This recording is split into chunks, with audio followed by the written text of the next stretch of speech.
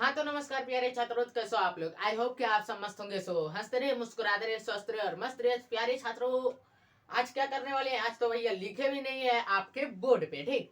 तो आज करने वाले हैं भाई सोशल साइंस, ठीक। बहुत दिनों के बाद पहली बार आए हैं आज के इस सेशन में सोशल साइंस लेकर के।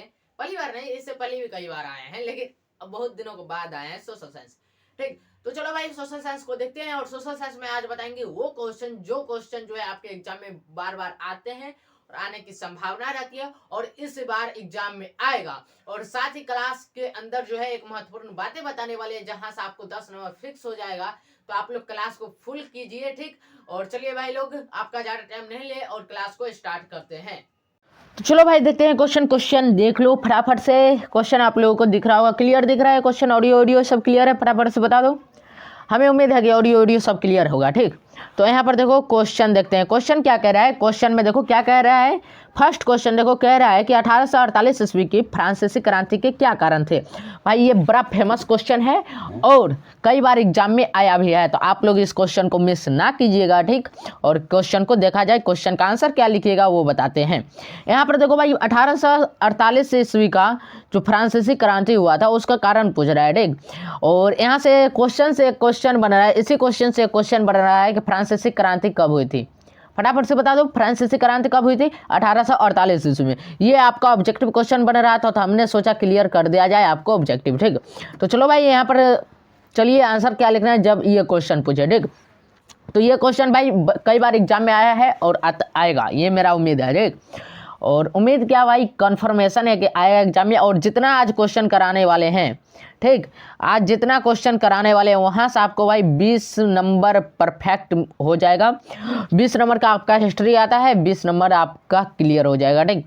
तो चलो यहाँ पर क्या करना है, यहाँ पर आपको लिखना है आंसर कि 1848 ईस्वी की फ्रांसीसी क्रांति के मुख्य कारण निम्नलिखित है या फिर प्रमुख कारण निम्नलिखित है। क्या क्या कारण है?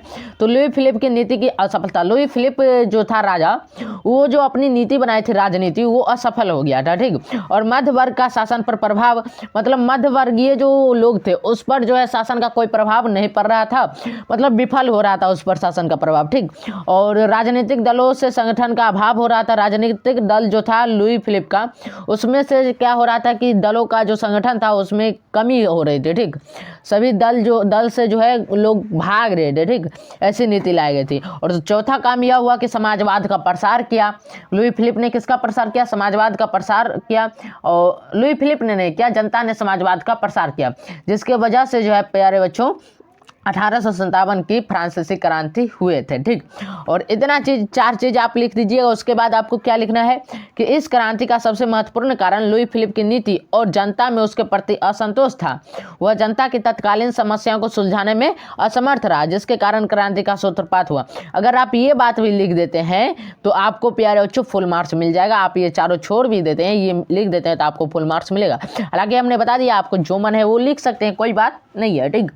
तो हमें उम्मीद है आप लोग ये वाला क्लियर समझ गए होंगे। तो चलो भाई चलते हैं नेक्स्ट क्वेश्चन पे। नेक्स्ट क्वेश्चन देखा जाए। नेक्स्ट क्वेश्चन देखो क्या कह रहा है। नेक्स्ट क्वेश्चन कह रहा है हिंद चीन में फ्रांसीसी का प्रसार का वर्णन करें। मतलब हिंद चीन, हिंदुस्तान और चाइना के जो आसपास जितने भी आते हैं देश, उसमें जो है फ्रांसीसी का प्रसार कैसे हुआ इसका वर्णन करने के लिए कह रहा है, ठीक। तो 17वीं शताब्दी में जो है बहुत से फ्रांसीसी व्यापारी जो है पादरी चीन पहुंच गए। मतलब पादरी जो थे, पादरी फ्रांसीसी व्यापारी कहा गया, ठीक। वो पादरी किनको कहा गया? फ्रांसीसी व्यापारी को। वो क्या हुए कि हिंद चीन पहुंच गए, हिंद चीन के आसपास देशों में पहुंच गए। और 1747 ईस्वी के बाद से फ्रांस अन्नाम में रुचि लेने लगा। अन्नाम में रुचि लेने लगा कौन? फ्रांस। और ये सब कौन थे? फ्रांसीसी व्यापारी थे, ठीक। तो 1787 ईस्वी में कोचिन जो है चीन के शासक के साथ संधि हुआ। कोचिन भी एक देश ही है, चीन के अंदर जो था उस टाइम देश था। अभी तो चीन बहुत चीज को हड़प लिया। तिब्बत भी पहले देश तो था, ठीक। लेकिन अब तिब्बत किसके अंदर आ रहा है? चीन के अंदर आ रहा है। तो ये चीन क्या किया है? सभी को हड़प लिया है, ठीक, जबरदस्ती, ठीक। तो तिब्बत पहले देश था, फिलहाल वो हड़प करके चीन के अंदर आ गया है, ठीक। तो तिब्बत को अब चीन डायरेक्ट कहा जा रहा है। तिब्बत में आप जाइएगा तो कहा जाएगा क्या? चीन, तिब्बती नहीं कही जाएगी। ठीक, तो यहाँ पर जो है प्यारे बच्चों, कोचीन जो है चीन के शासक के साथ संधि का मौका मिला। किसको? कोचीन को चीन के संधि के साथ, चीन के शासक के साथ संधि करने का मौका मिला। ठीक, संधि करने का मतलब क्या? दोस्ती करना। ठीक, और राजाओं के बीच जब संधि होती थी तो उसमें कुछ क्या होता था, कुछ मोल रखा जाता था कि हम ये कब्जा कर रहे हैं, तुम इसको रख लो, और तुम जो कब्जा किए हो वो हमको दे दो, फिर हमारे अंदर जो है दोस्ती रहेगी। ऐसा होता था संधि। ठीक, और वह कब हुआ? तो 1757 ईस्वी में। 19वीं शताब्दी में अन्नाम कोचीन चीन में फ्रांसीसी पादरियों को बढ़ती गतिविधियों के विरुद्ध उग्र आंदोलन हो रहे थे। फ्रांसीसी जब जो चीन की तरफ आ रहे थे तो उस समय क्या हुआ कि फ्रांसीसियों के विरुद्ध, फ्रांसीसियों के जो विलोम है, विरुद्ध मतलब क्या? फ्रांसीसियों के आमने सामने क्या हो रहा था? आंदोलन उग्र हो रहा था, मतलब आंदोलन स्टार्ट हो गया फ्रांसीसियों के विरुद्ध। ठीक, फिर क्या हुआ कि फिर भी 1862 ईस्वी में अन्नाम को सैन्य बल पर संधि के लिए बाध्य किया गया। अन्नाम एक देश का नाम था जिसको सैन्य बल पर संधि के लिए बाध्य कर दिया गया। अगले वर्ष कंबोडिया में भी संरक्षण ले लिया गया, कंबोडिया में भी संरक्षण में ले लिया गया, कंबोडिया को भी संरक्षण में ले लिया गया। ठीक, अगले वर्ष 1862 में जब अन्नाम को सैन्य बल पर क्या किया? संधि के लिए बाध्य कर दिया गया। तो 1863 ईस्वी में क्या किया गया कि कंबोडिया को भी अपने संरक्षण में चीन ने ले लिया। यहाँ कारनामा किसका हो रहा है भाई? चीन का। देखो भाई चीन की चाल कैसी है। और 1883 ईस्वी में क्या हुआ कि डोकर में फ्रांसीसी सेना का प्रवेश हुआ। ठीक, कहाँ फ्रांसीसी सेना का प्रवेश हुआ? डोकर में। और अब यहाँ पर कंबोडिया को संरक्षण में कौन लिया? फ्रांसीसी। ठीक, तो डोकर में फ्रांसीसी का क्या हुआ? फ्रांसीसी सेना का प्रवेश हुआ, फ्रांसीसी सेना डोकर में चले गए। और इसी तरह 20वीं शताब्दी में आरंभ एक संपूर्ण हिंद चीन फ्रांस के अधीनता में आ गया। ठीक, अब धीरे धीरे कब्जा कर लिया। फिरंगियों का क्या काम था? फूट डालो, शासन करो, यही तो काम था उसका। इसके बदले उसको भड़काओ और बीच में अपने आराम से मालिक की तरह, मुखिया की तरह कूद जाओ और आराम से दोनों को शांत कर दो और दोनों को हड़प लो। ये काम करता था फिरंगी, यानी कि फ्रांसीसी हो गया। अंग्रेज को, इंग्लैंड वालों को क्या बोलते थे? अंग्रेज बोलते थे। हैं, ये सब क्या करते थे? ये सब तो यही काम करते थे। और इसी सब के वजह से प्रथम विश्व युद्ध, द्वितीय विश्व युद्ध स्टार्ट हो गया था। उसमें तो हमारे भारत का तो कोई काम नहीं था, फिर भी हमारे भारत को लिया गया उसमें। क्यों? लड़ने के लिए। और किस लिए लिया गया भाई भारत को? और किस लिए लिया गया? कि लड़ाई होगा तो तुम भी साथ देना, और क्या। अब यहाँ पर देखो नापाम और एजेंट ऑरेंज क्या था भाई, क्लियर बात समझो। नापाम जो था ना एक बम की तरह था। ठीक, और एजेंट ऑरेंज भी एक बम की तरह ही था। ठीक, और वो क्या किया गया था? जब वियतनाम और अमेरिका के बीच जो युद्ध हुआ था तो उसमें ना कंबोडिया से जटरीला एवं वियतनाम में नापाम बम तथा एजेंट ऑरेंज नामक रासायनिक हथियार जो था उसका प्रयोग किया गया। जिससे एजेंट ऑरेंज बम से क्या हुआ कि उससे जो है पूरा जंगल तहस नहस कर दिया। उससे ऐसा बम अमेरिका ने गिराया कंबोडिया पर, वियतनाम पर। वियतनाम में ऐसे बम गिराता था पूछो मत भाई, जहाँ बम गिराता था वहाँ आदमी तुरंत भर देता था मिट्टी से, पूरा तहस नहस कर दिया था वियतनाम को अमेरिका ने। तो उस टाइम ऐसा कांड हुआ था। तो समझ सकते हो भाई बम ऐसा उसी टाइम से बम का आविष्कार भी ज़्यादा से ज़्यादा, परमाणु बम भी। इसके बाद वियतनाम सोच लिया, जब समझ गया अमेरिका कि वियतनाम को हरा नहीं सकते हैं, तब वो क्या किया कि फिर जर्मनी से उसका सामना हुआ और जापान से। तो उसमें जर्मनी तो भाई साइड हो गया था, लेकिन जापान में बेचारा क्या किया, परमाणु बम गिरा दिया। तो ये सब प्रथम विश्व युद्ध की बातें चल रही है। ठीक, प्रथम विश्व युद्ध, द्वितीय विश्व युद्ध की। यहाँ पर लेकिन क्या भाई, यहाँ क्वेश्चन पूछा है नापाम और एजेंट ऑरेंज क्या था। तो यह एक प्रकार का बम था। देखो, अमेरिका ने कंबोडिया से जटरीला एवं वियतनाम में नापाम बम तथा एजेंट ऑरेंज रासायनिक हथियारों का प्रयोग संघर्ष के दौरान किया, जो अत्यंत घातक एवं पर्यावरण के लिए नुकसानदेह थे। ठीक, और इसका प्रयोग कौन कर रहा था? अमेरिका। उस टाइम अमेरिका बहुत शक्तिशाली था, फिलहाल अभी भी शक्तिशाली है, लेकिन उस टाइम जो है एक तरह समझो भाई सभी को दबदबा बना दिया था, पूरे दुनिया में दबदबा बना दिया था अमेरिका ने। और अगस्त, कब? अगस्त, यहाँ भाई थोड़ी सी टाइपिंग मिस्टेक है तो इसके लिए आप लोग सुधार कर लीजिएगा। अगस्त 1964 में जो है अमेरिका ने उत्तरी वियतनाम पर आक्रमण कर दिया। कब? अगस्त 1964 में अमेरिका ने उत्तरी वियतनाम पर आक्रमण कर दिया। इस आक्रमण में उसने खतरनाक हथियारों, हुरियारो टाइप हुआ है, हथियारों लिखने है। ठीक, हथियारों, टैंकों तथा बम वर्षक विमान के व्यापक प्रयोग के साथ साथ खतरनाक रासायनिक हथियार का भी प्रयोग किया। ठीक, खतरनाक से खतरनाक हथियार का प्रयोग करना क्या मतलब, बम का प्रयोग करना, ठीक। जिसमें परमाणु बम आता था, एटम बम आता था। उसी के साथ साथ क्या आया भाई, उसी के साथ साथ आया नापाम, एजेंट ऑरेंज, ठीक। उसी के साथ साथ आया जटरीला। ये सब क्या था, बम था, ठीक। और रासायनिक हथियारों से केवल तोड़फोड़ नहीं होती थी उस, बल्कि उसका वरन मतलब क्या होता है, ये वरन जो यहाँ पर टाइप हुआ है इसका मतलब क्या होता है, बल्कि, ठीक। क्या, बल्कि इसका पर्यावरण पर तथा मानव जीवन पर दूरगामी प्रभाव पड़ता था। इससे क्या होता था कि रासायनिक हथियार थे नापाम बम, एजेंट ऑरेंज तथा फास्फोरस बम, ठीक।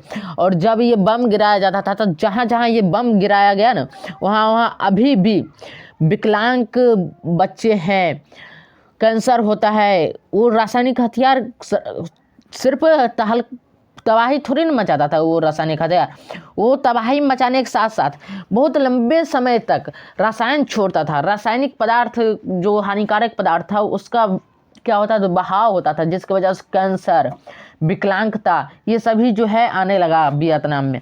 क्या लिखा हुआ है, नापाम बम में नापाम नामक एक कार्बनिक यौगिक होता है। अब बम के बारे में बताया जाने लगा, ठीक। कार्बनिक यौगिक होता है जो अग्नि बमों में गैसोलीन के साथ मिलकर एक ऐसा मिश्रण बनाता है जो त्वचा से चिपक जाता है। नापाम बम क्या करता है कि इसमें जो है अग्नि बमों में गैसोलीन के साथ मिलकर एक ऐसा मिश्रण बनाया जाता है जिसको नापाम बम कहते हैं। और ये नापाम बम क्या होता है, तो त्वचा से चिपक जाता है और चलता रहता है, लगातार चलता रहता है, पता भी नहीं चलता है कि हमारे साथ बम चिपका हुआ है। और इससे विषैली गैस भी निकलती है, समझ सकते हो। विषैली गैस से मतलब क्या, शरीर के लिए नुकसानदेह गैस, ये गैस निकलती है इससे। और उसके बाद क्या होता है कि एजेंट ऑरेंज भी एक ऐसा जहर है, एजेंट ऑरेंज भी जहर ही है, एक विषैली गैस ये भी निकालती है। इसका प्रयोग कब किया, कैसे किया जाता था, जिससे पैरों की पत्तियों तक झुलस जाती थी और पैर मर जाते थे। जंगलों को खत्म करने के लिए इसका प्रयोग किया जाता था। वियतनाम में जंगल बहुत सारा था तो जंगलों को खत्म करने के लिए भी इसका प्रयोग किया जाता था। इसका नाम ऑरेंज पट्टियों में रखे जाने के कारण पड़ा। एजेंट ऑरेंज जो बम था उसका नाम ऑरेंज क्यों पड़ा, क्योंकि एजेंट ऑरेंज क्यों पड़ा, क्योंकि ऑरेंज पट्टियों में जो है इससे रखा जाता था, ठीक। ऑरेंज पट्टियाँ समझते हो, ऑरेंज संतरा का कलर कैसा होता है, ऑरेंज, उस टाइप उस कलर के पत्तियां में जो है इसको लपेट कर रखा जाता था। वियतनाम युद्ध में अमेरिका ने इसका इस्तेमाल जंगलों में तबाही मचाने के लिए किया था। जंगलों के साथ साथ खेतों तथा आबादी पर भी जमकर किया। जब वियतनाम के साथ अमेरिका का युद्ध हुआ तब, और उसके साथ क्या किया, उस क्षेत्र में इसका असर जन्मजात विकलांगता, जन्म से ही विकलांग हो जाते हैं। जहाँ ये बम गिराया गया वहाँ जन्म से ही लोग विकलांग हो जाते हैं, कैंसर के रूप में आज भी देखी जा सकती है, विकलांग तथा कैंसर के रूप में। तो मुझे लगता है आप लोग समझ गए होंगे। आपको इसी प्रकार से लिखना है एग्जाम में। आप इसको क्या कीजिएगा भाई, जैसे हो वैसे इसको याद करके अपने दिमाग में भाई फिट कर लेना, ठीक। और आप पूछिएगा कि भाई भैया ये चीज़ हमको मिलेगा कैसे, तो बताते हैं। इसका PDF हम आपको देने वाले हैं, ठीक। इसका जो है PDF वो हम आपको देने वाले हैं। आप लोग एक बार लिख लेना और 5 बार पढ़ लेना, ठीक, ताकि आप लोगों के दिमाग में फिट हो जाए और आप लोग एग्जाम में अच्छे से लिख करके आ जाए, ठीक। चलो भाई चलते हैं, अगला क्वेश्चन देखते हैं। अगला क्वेश्चन क्या कह रहा है कि रॉलेट एक्ट से आप क्या समझते हैं भाई। रॉलेट एक्ट अब ये अंग्रेज के टाइम का है, जब अंग्रेज हमारे जो है देश में आए थे और उसने एक पर एक कानून लगाना शुरू कर दिया था। उसी कानून के मध्य आया था रॉलेट एक्ट। ये रॉलेट एक्ट जो था एक अंग्रेज के नाम पर पड़ा था। रॉलेट एक्ट, रॉलेट नाम का एक अंग्रेज था, ठीक।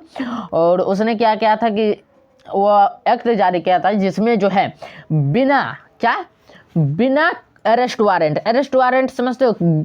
अरेस्ट वारंट आप लोग मूवी देखे होंगे तो आप लोग समझ रहे होंगे, और जो नहीं देखे बताते हैं। बिना वारंट, बिना कागज के, मतलब बिना आदेश के आपको गिरफ्तार कर सकता था, उसे अरेस्ट वारंट कहते हैं। मतलब बिना आप कुछ बोले, चलो भाई आप हमको बोला, हमें अच्छा नहीं लगा, गिरफ्तार हो गए, चलो अब जेल में तुम्हारी तैयारी चल रही है, तुम्हें अच्छा सा भोजन परोसा जाएगा, अच्छे से तुम्हारी मालिश की जाएगी। तो समझ सकते हो भाई।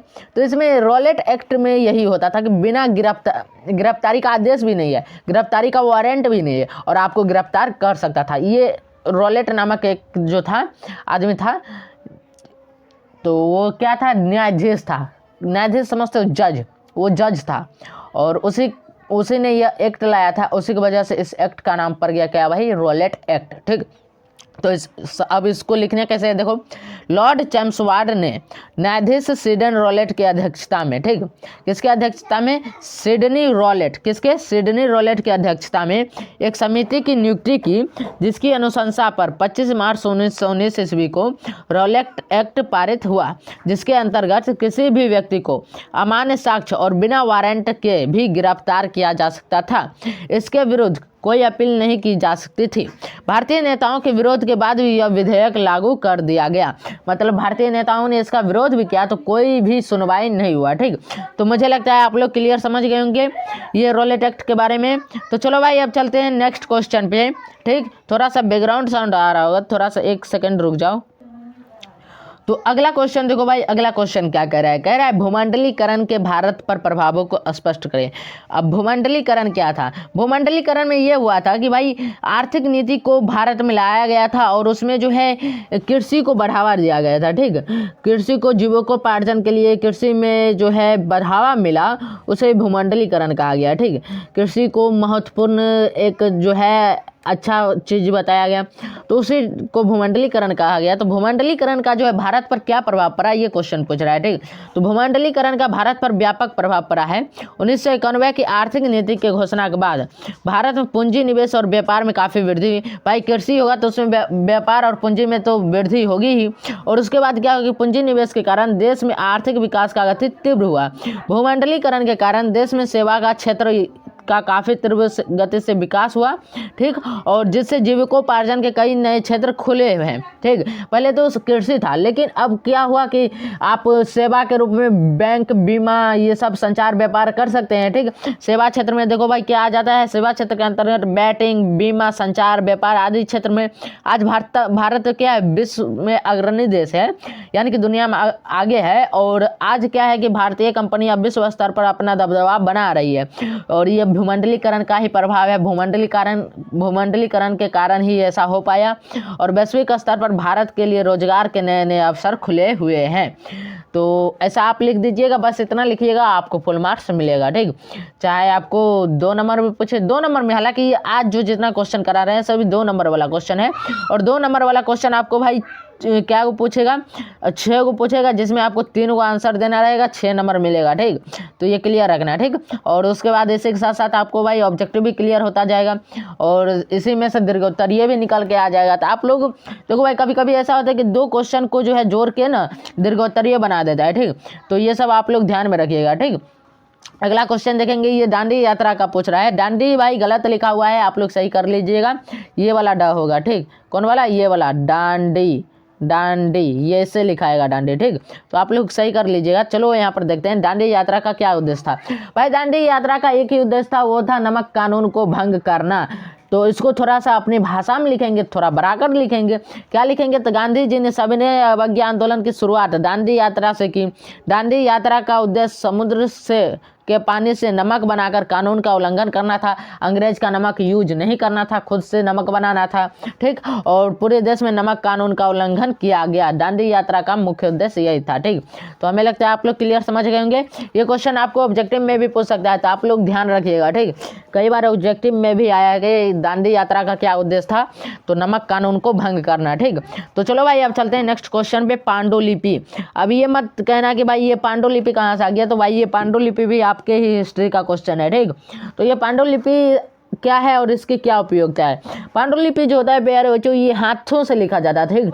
किससे लिखा जाता था, ये पांडुलिपि जो है हाथों से लिखा जाता था। यहाँ संस्कृत, अरबी एवं भारतीय साहित्य के अनेक जो है तस्वीर सुलेख रचनाएं होती रहती थी, ठीक।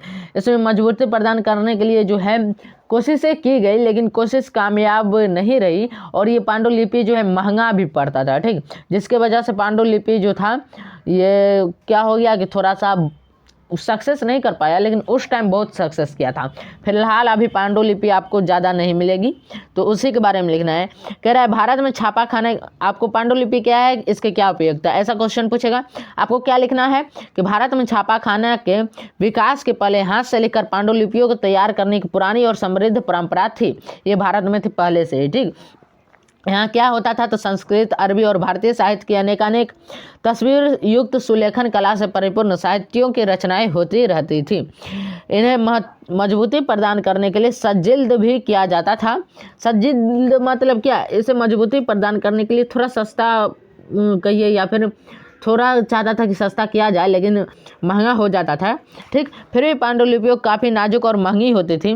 कितनों भी कोशिश कर लेते थे, लेकिन पांडुलिपियाँ जो है नाजुक और महंगी होती थी। ठीक, नाजुक मतलब क्या, कमज़ोर। ठीक, और पांडुलिपियों की बनावट कठिन होने पर प्रचुर मात्रा में उपलब्ध नहीं होने के कारण यह आम जनता तक नहीं पहुँच पाती थी, यानी कि जनता के पहुँच से बाहर थे। ठीक, तो इतना आप लोग लिख दीजिएगा, आपको फुल मार्क्स मिलेगा। ठीक, आगे चलेंगे, अगला देखते हैं क्या कह रहा है।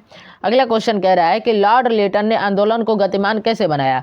तो अंग्रेजी समाचार पत्र सरकार का सदैव समर्थन करते थे। अंग्रेजी समाचार पत्र जो था सरकार का सदैव जो है समर्थन करता था, क्योंकि अंग्रेजी समाचार पत्र और अंग्रेज सरकार दोनों तो एक ही जात के थे, हैं, तो ये सरकार का हमेशा समर्थन करते थे। उस टाइम सरकार भी अंग्रेज की ही चलती थी, लेकिन देसी समाचार पत्रों ने साम्राज्यवादी नीतियों के विरुद्ध राष्ट्रवादी भावनाओं को उत्पन्न किया। सरकार और सरकारी अव्यय की खबरों ने जनता के बीच भारी असंतोष को जन्म दिया। ठीक, और असंतोष को जब जन्म दिया तो लिटन यह समझता था कि वह असंतोष का कारण मैकाले और मेटकॉफ की नीतियां हैं। ठीक, लेकिन क्या हुआ कि फलतः उसने 1878 ईस्वी में देसी भाषा समाचार पत्र अधिनियम के माध्यम से समाचार पत्रों को अधिक नियंत्रण में लाने का प्रयत्न किया, लेकिन राष्ट्रीय स्तर पर इसका मुख्य विरोध हुआ। इससे राष्ट्रीयता की भावना पनपी और जन असंतोष में और उबाल लाने का काम किया। मतलब जन का असंतोष था, जनता का जो असंतोष था उसमें और उबाल लाने का, मतलब उसे और खौलाने का, गुस्सा दिलाने का काम किया। ठीक, और इसके वजह से जो है प्यारे बच्चों लिटन के विरुद्ध जो है, लिटन के विरुद्ध जो है आंदोलन स्टार्ट हो गया। ठीक, तो हमें लगता है आप लोग क्लियर समझ गए होंगे। आगे चलेंगे, अगला क्वेश्चन देखेंगे। भाई सविनय अवज्ञा आंदोलन से क्वेश्चन आया है। ये क्वेश्चन देखो भाई, इस क्वेश्चन में क्या कह रहा है कि सविनय अवज्ञा आंदोलन के क्या कारण हुए। सविनय अवज्ञा आंदोलन के क्या कारण हुए, थोड़ा सा एक सेकंड रुक जाओ बच्चों। क्वेश्चन क्या पूछ रहा है भाई, सविनय अवज्ञा आंदोलन के क्या परिणाम हुए, क्या परिणाम हुए। तो भाई सविनय अवज्ञा आंदोलन के निम्नलिखित परिणाम हुए।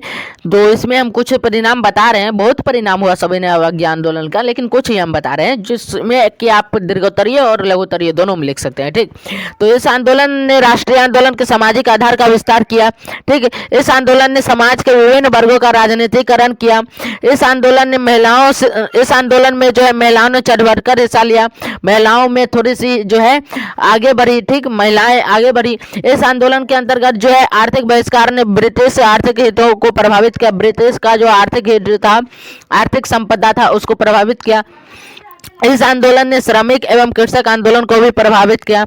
इस आंदोलन के दौरान जो है संगठन के नए तरीकों का इस्तेमाल हुआ, जो कि इससे पूर्व आंदोलन में अनुपस्थित था। पहली बार ब्रिटिश सरकार ने कांग्रेस से समानता के आधार पर बात की।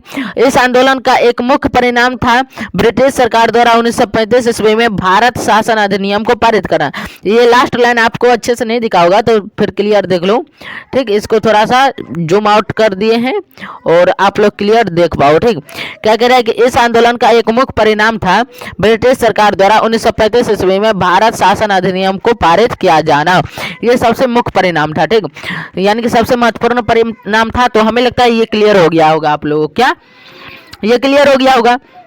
तो चलेंगे अब नेक्स्ट क्वेश्चन को देखते हैं। नेक्स्ट क्वेश्चन इतना आप लिख दीजिएगा।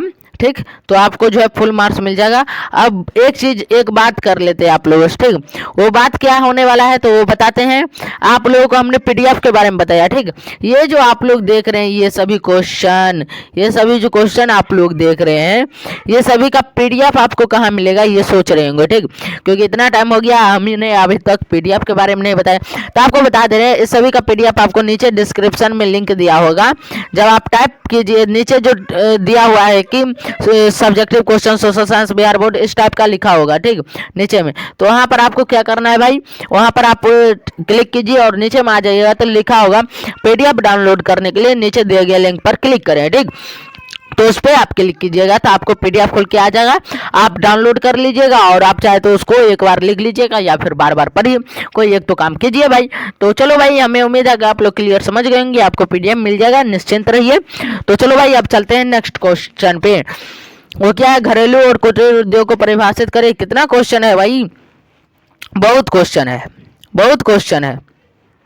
तो यहाँ पर क्या है भाई, ये क्वेश्चन देखो, कह रहा है घरेलू और कुटीर उद्योग को परिभाषित करें। क्या, घरेलू और कुटीर उद्योग को परिभाषित करें। तो कृषि उत्पादकों से संबंधित उद्योग घरेलू उद्योग कहलाते हैं, जैसे दुग्ध व्यवसाय, मुर्गी पालन, सुअर पालन आदि घरेलू व्यवसाय या फिर कहिए घरेलू उद्योग है। ठीक, चावल कुटाई मिल, आटा पिसाई मिल, सरसों तेल पेरने का मिल आदि क्या है, घरेलू उद्योग है। कुटीर उद्योग में कम पूंजी और कम लोगों की सहायता से उद्योग चलाया जाता है। ठीक, जूता निर्माण, पापड़ उद्योग, सेवा उद्योग, धूपबत्ती निर्माण कुटीर उद्योग के अंतर्गत आते हैं। ठीक, इतना चीज आप लिख दीजिएगा, कुटीर उद्योग घरेलू उद्योग में आपको मिल जाएगा नंबर। ठीक, ओनली फॉर नंबर की बात होगी भाई, और कुछ चीज की बात नहीं।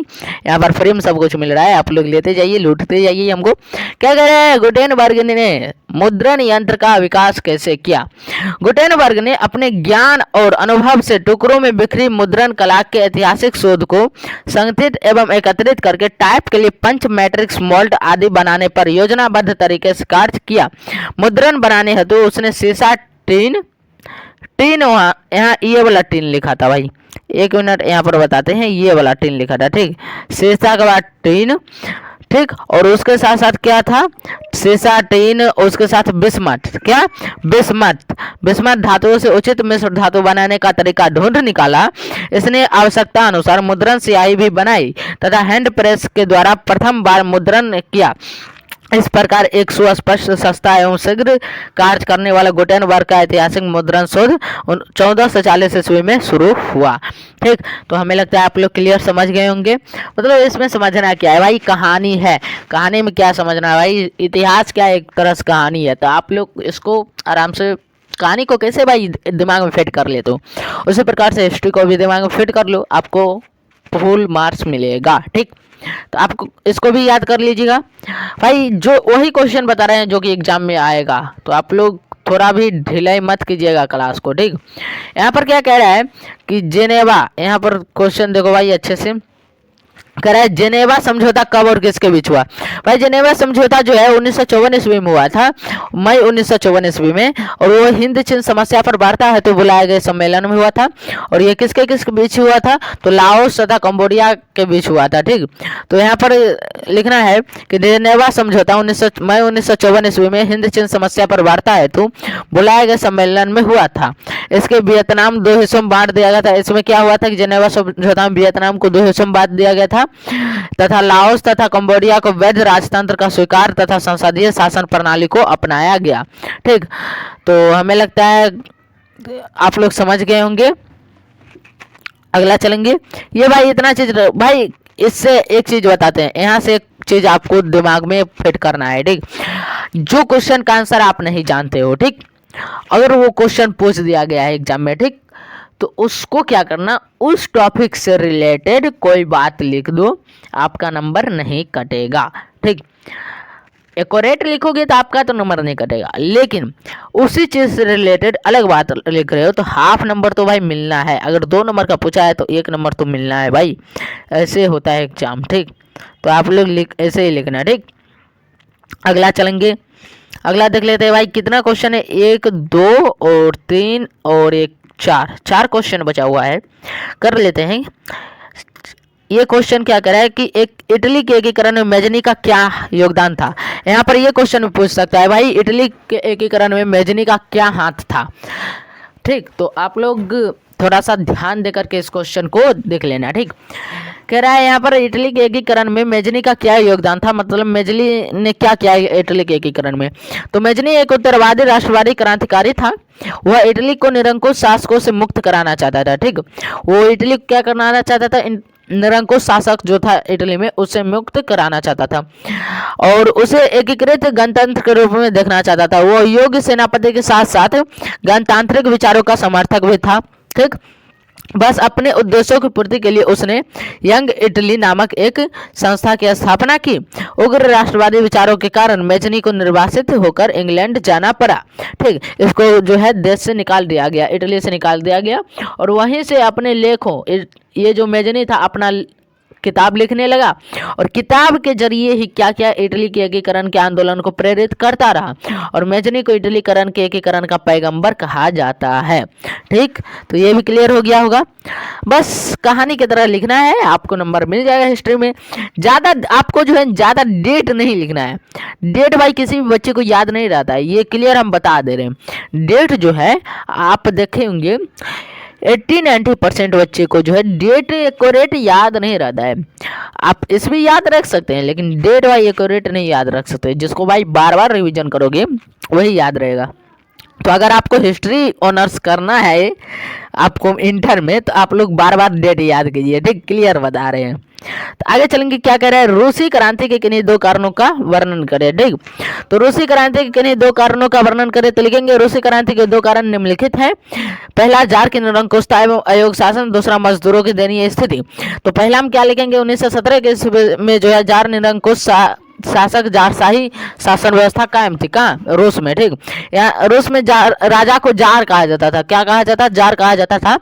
लेकिन 1917 ईस्वी में जो राजा था रूस का, वो बड़ा ही निरंकुश था। निरंकुश मतलब क्या कह सकते हो भाई, प्रजा के प्रति कोई भी भाव नहीं रहता था।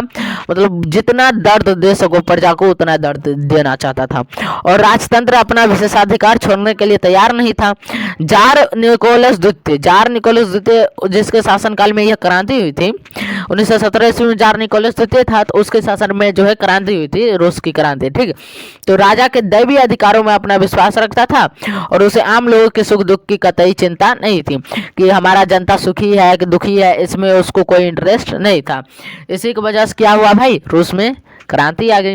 और दूसरा जो कारण था, मुख्य कारण, वह यह था कि मजदूरों की दयनीय स्थिति बनी हुई थी। तो रूस में मजदूरों की दयनीय स्थिति जो थी, उन्हें काम अधिक करना पड़ता था। ठीक, मजदूरों को काम अधिक करना पड़ता था, और उसकी मजदूरी काफ़ी कम थी, जिसके पास कोई राजनीतिक अधिकार नहीं थे, और अतः वे तत्कालीन व्यवस्था से असंतुष्ट थे। जार निकोलस द्वितीय की व्यवस्था से जो है वो असंतुष्ट थे, और इसी की वजह से रूस की क्रांति अग्रसर रही। ठीक, तो हमें लगता है ये भी क्लियर हो गया होगा। आगे चलेंगे, अगला देखते हैं क्या कह रहा है भाई। अगला क्वेश्चन कह रहा है, असहयोग आंदोलन प्रथम जन आंदोलन था कैसे।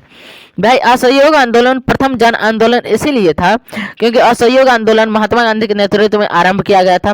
प्रथम जन आंदोलन था ये, महात्मा गांधी के नेतृत्व में किया गया प्रथम जन आंदोलन था।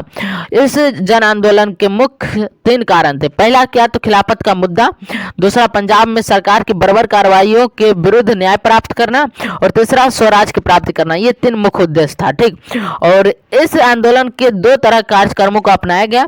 पहला कार्यक्रम क्या था कि अंग्रेजी सरकार को कमजोर करने एवं नैतिक रूप से पराजित करने के लिए विध्वंसक कार्य, जिसके अंतर्गत उपाधियों तथा अवैतनिक पदों पर त्याग, मतलब जिस पर वेतन नहीं मिलता था उस पदों का त्याग, जिसमें कम वेतन मिलता था, और सरकारी तथा गैर सरकारी समारोह का बहिष्कार, मतलब जो सरकारी गैर सरकारी समारोह होता था उसका बहिष्कार कर दिया गया। स्कूल कॉलेजों का बहिष्कार कर दिया गया। अंग्रेज का जो स्कूल कॉलेज था उसको छोड़ दिया गया। और दूसरा क्या किया गया, तो दूसरा काम जो किया गया वो भी देख लो। दूसरा काम यह किया गया कि रचनात्मक कार्यों के अंतर्गत राष्ट्रीय विद्यालय एवं कॉलेज की स्थापना, स्वदेशी अपनाना, ठीक, अपने देश का सामान अपनाना गया स्टार्ट किया, चरखा खादी को लोकप्रिय बनाना आदि। इस आंदोलन में महात्मा गांधी के नेतृत्व में व्यापक स्तर पर लोगों की सहभागिता रही।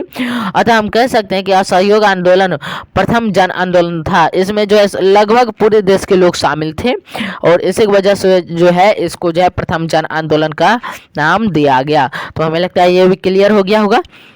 और आगे चलेंगे, लास्ट क्वेश्चन और फास्ट करेंगे, लास्ट फास्ट। ठीक, क्या कह रहा है, भारत को सोने की चिड़िया क्यों कहा जाता था। भाई आधा घंटा में आज कर लिए क्लास, कोई बात नहीं, बहुत अच्छा बात है, और 10 नंबर तो आधा घंटा में हो गया। कह रहा है भारत को सोने की चिड़िया क्यों कहा जाता था। तो भारत पहले सूती कपड़े का प्रमुख उत्पादक और निर्यातक था। स्थल और जल दोनों मार्गों भारत के कपड़े और मसाले दुनिया के दूसरे भागों में पहुंचते थे। वापसी में सोना चांदी जैसी कीमती धातुएं यूरोप से भारत पहुंचती थी, इसलिए भारत को सोने की चिड़िया कहा जाता था। ठीक, तो इसमें क्या होता था कि भारत से सूती कपड़े जो ले जाते थे वो ले जाते थे यूरोप के लोग, और उसके बदले में क्या दिया जाता था, सोना चांदी आराम से वापस कर देते थे, और इसी की वजह से जो है प्यारे साथियों भारत को सोने की चिड़िया कहा जाता था। ठीक, तो हमें लगता है आप लोग क्लियर समझ गए होंगे। आपको पीडीएफ भी हमने बता दिया कहाँ मिलेगा, तो आप लोग फटाफट से जाकर के डाउनलोड कर लो भाई, और फिर मिलते हैं नेक्स्ट क्लास में। तब तक के लिए हंसते रहिए, मुस्कुराते रहिए, स्वस्थ रहिए और मस्त रहिए। इसी प्रकार से अच्छे अच्छे क्लास लाते रहेंगे, बस आप लोग अपना साथ बनाए रखिए, और मोटिवेशन के लिए आप लोग थोड़ा कमेंट कर दिया कीजिए। ठीक, तो चलो भाई मिलते हैं नेक्स्ट क्लास में। तब तक के लिए हंसते रहिए, मुस्कुराते रहिए, स्वस्थ रहिए और मस्त रहिए। जय हिंद, जय भारत, वंदे मातरम।